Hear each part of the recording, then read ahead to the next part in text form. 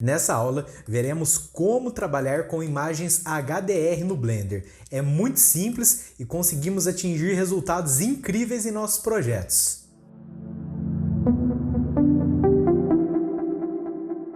Fala, seja muito bem-vindo, muito bem-vinda a mais uma aula aqui do canal. Nesse vídeo, então, veremos como configurar uma imagem HDR. Para os exemplos, estarei utilizando esse arquivo simples que você encontra disponível aí na descrição se desejar.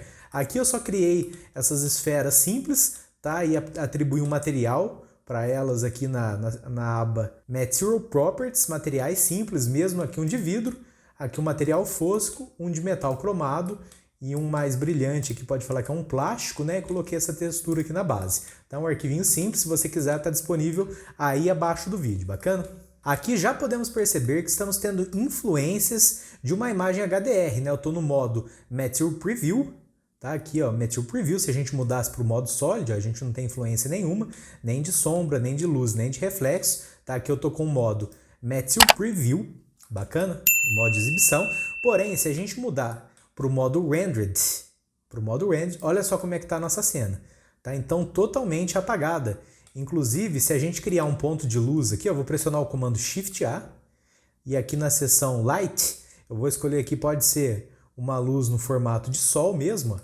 A gente pode ativar a ferramenta Move, movê-la aqui em Z. Ó.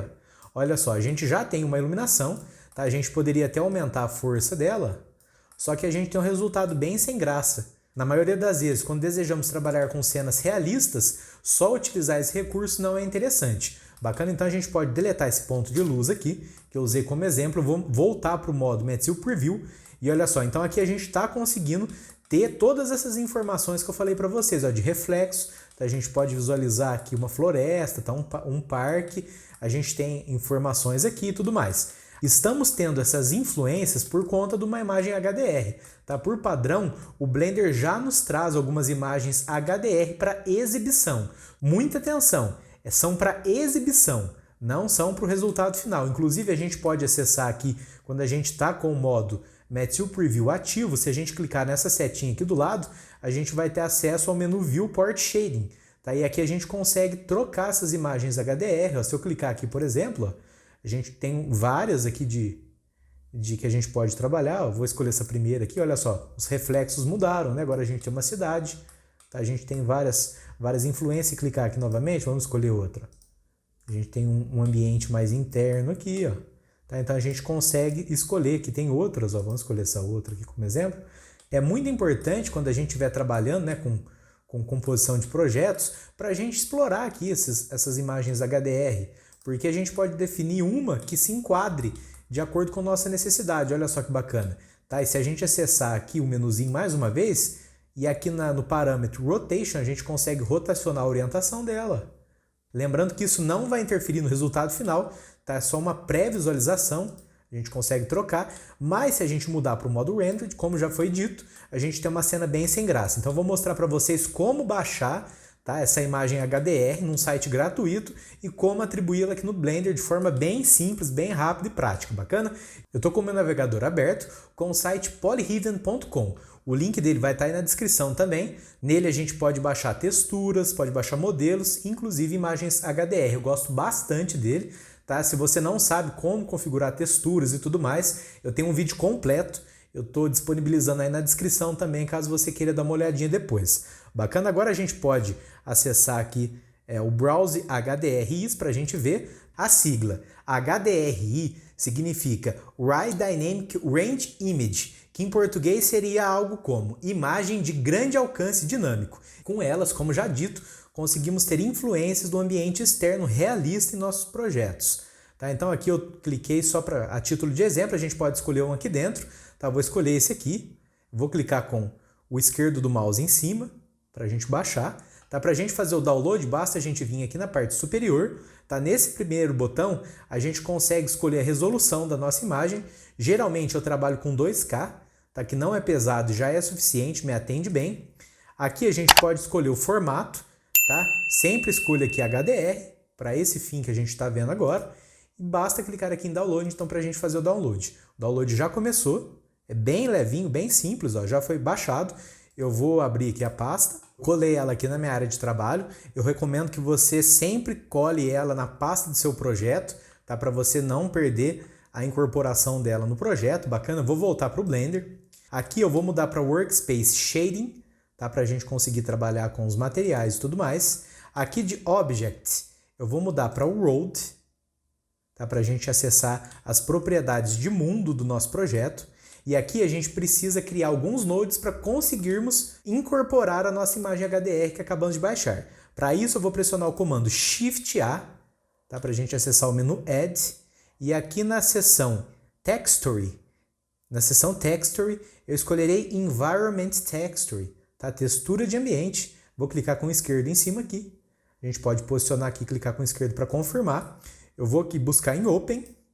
E lá na minha área de trabalho, onde que eu colei a imagem HDR, eu vou clicar 2 vezes em cima dela, tá? E vou conectar essa saidinha aqui de Color, aqui em Color, de Background. Aqui não tivemos nenhuma alteração, porque estamos com o modo Material Preview ativo aqui em cima. Tá? A gente precisa mudar para o modo Rendered. Tá? Então a gente já tem nossa imagem HDR no fundo, ó. Olha só. Se a gente desconectar aqui, a gente perde a influência dela. Da forma que está aqui, a gente só consegue alterar a força, ó. A força da claridade da nossa imagem HDR. Eu vou mostrar para você como podemos rotacionar. Tá? O recurso de rotacionar imagens HDR é indispensável e extremamente útil. Tá? Para isso, eu vou selecionar os nossos nodes aqui, mover eles um pouco aqui para o lado para a gente ter mais espaço. A gente pode pressionar o comando Shift-A. Eu vou clicar aqui em Search para a gente buscar pelo nome e vou digitar Mapping. Olha só, então aqui a gente já encontrou, tá, o node Mapping. Vou clicar com o esquerdo em cima dele, posicionar ele aqui do lado. Clicar com o esquerdo para confirmar. A gente pode conectar aqui a saidinha de Vector na entradinha de Vector. Vai ficar tudo escuro mesmo, é normal. E agora a gente precisa criar mais um. Tá? Para isso eu vou pressionar o comando Shift-A. Aqui em Search, eu vou digitar agora Coordinate. Ó. A gente vai criar aqui um node de Texture Coordinate. Podemos posicionar ele aqui. Conectar Generated in Vector. Olha só, então volta a exibição dela corretamente. Nesses parâmetros aqui a gente pode trabalhar a posição de nossa imagem HDR, ó, em ambos os eixos, né? X, Y e Z. Aqui em Rotation também, a gente consegue trabalhar. E aqui a escala em ambos os eixos, né? X, Y e Z. O parâmetro mais utilizado, né? Geralmente mais utilizado é a rotação aqui no eixo Z, tá? Que a gente consegue trabalhar, definir da onde que está vindo a nossa luz. Com isso a gente vai ter influências de sombras, luzes e reflexos diferentes, olha só. Então vou só a título de exemplo, vou rotacionar aqui no eixo Z, ó. Olha só que bacana. A gente consegue direcionar de onde que vem a iluminação de acordo com a posição da nossa cena. Tá? Então a gente consegue trabalhar dessa forma. Se você quiser mexer na escala e tudo mais, é possível também. Aqui eu estou usando a Render Engine Eve, mas isso vale para os Cycles também. Tá? Se eu mudar aqui, por exemplo, ó, vou colocar GPU Compute, tá, para usar minha placa de vídeo, ó, funciona de igual modo. Tá, os parâmetros aqui a gente consegue trabalhar também. Bacana, ó, vai ser mais pesadinho aqui porque eu estou usando o programa que grava a tela também, ó, mas a gente consegue definir a orientação e todos os demais parâmetros de igual modo. Bacana, eu vou mudar aqui para Render Engine Eve, ó. Agora na tela eu vou compartilhar 2 séries incríveis aqui do canal para você assistir. São gratuitas, 100% gratuitas, e eu tenho certeza que você vai aprender muito com elas, beleza? E te vejo na próxima aula.